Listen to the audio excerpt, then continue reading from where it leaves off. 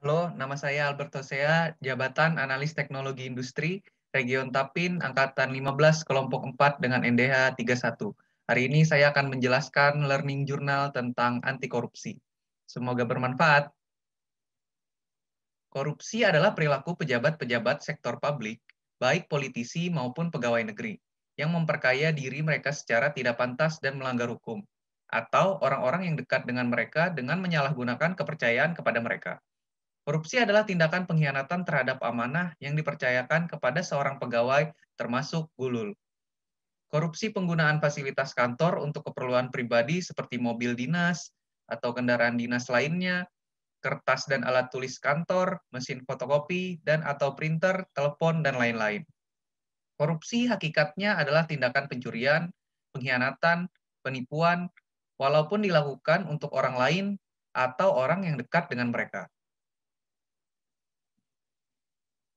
Adapun jenis-jenis korupsi ada 7. Yang pertama, transaktif, yaitu ada kesepakatan sama-sama berbuat dan keuntungan timbal balik. Kedua, ekstroaktif, yaitu salah satu pihak memaksa, pihak yang dipaksa aktif melakukan tetapi yang memaksa tidak terlibat.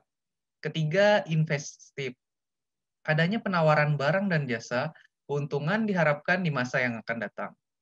Keempat, nepotistik, adanya perlakuan khusus kepada keluarga, teman, dan kerabat pejabat publik. Kemudian kelima, autogenik, memanfaatkan pengetahuan dan pemahaman yang hanya diketahui oleh dirinya sendiri untuk mendapatkan keuntungan. Keenam, suportif, adanya upaya melindungi dan mempertahankan perbuatan korupsi. Ketujuh, defensif, yaitu korupsi yang dilakukan dalam rangka mempertahankan diri dari tindakan kriminalisasi. Adapun sebab-sebab korupsi ada 3 aspek. Yang pertama, aspek individu pelaku, kedua, aspek organisasi, ketiga, aspek masyarakat. Yang pertama, dari segi aspek individu pelaku, yaitu sikap tamak dan tidak puas dengan penghasilan yang ada.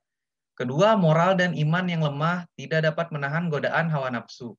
Ketiga, merasa penghasilan kurang, selalu kurang akan segala sesuatunya, di mana tidak bisa mencukupi kebutuhan yang wajar.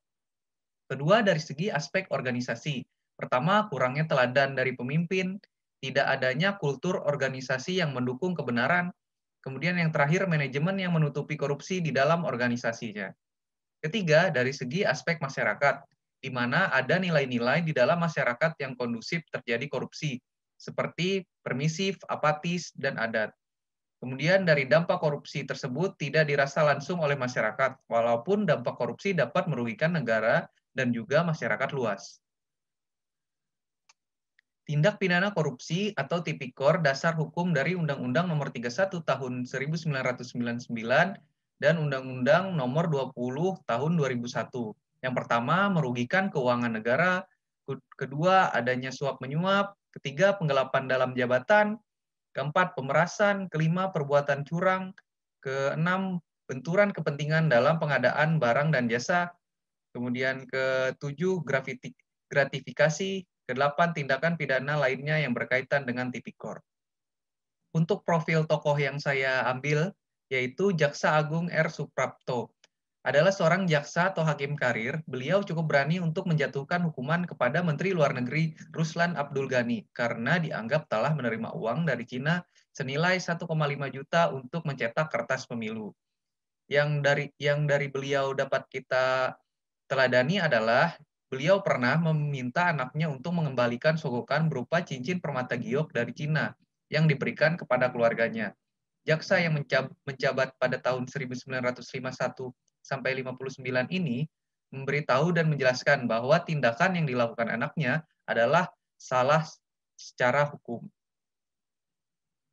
Untuk penerapan di kantor, di sini saya mengambil 3 kesimpulan, yaitu penerapan anti korupsi dapat dilakukan dengan memulai dari diri sendiri dengan meningkatkan sifat jujur, disiplin sebagai contoh mulai dari datang ke kantor dengan tepat waktu. Kemudian kedua, pada pelaksanaan kegiatan untuk program kerja, saya melakukan kegiatan sebaik mungkin. Sikap anti korupsi perlu senantiasa ditegakkan dalam proses tersebut. Kemudian pada saat pencairan dana, bantuan operasional kegiatan untuk kegiatan dilakukan dengan kegiatan yang memang sudah dilakukan. atau dilaksanakan tanpa adanya mengarang kegiatan, padahal tidak melakukan kegiatan tersebut. Sebagai ASN, anti korupsi dilakukan demi menjunjung etika dan moral dalam pekerjaan.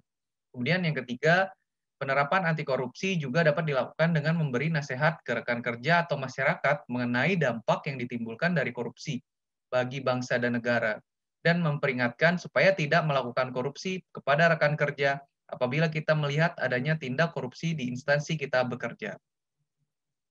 Sekian penjelasan saya tentang anti korupsi. Semoga bermanfaat.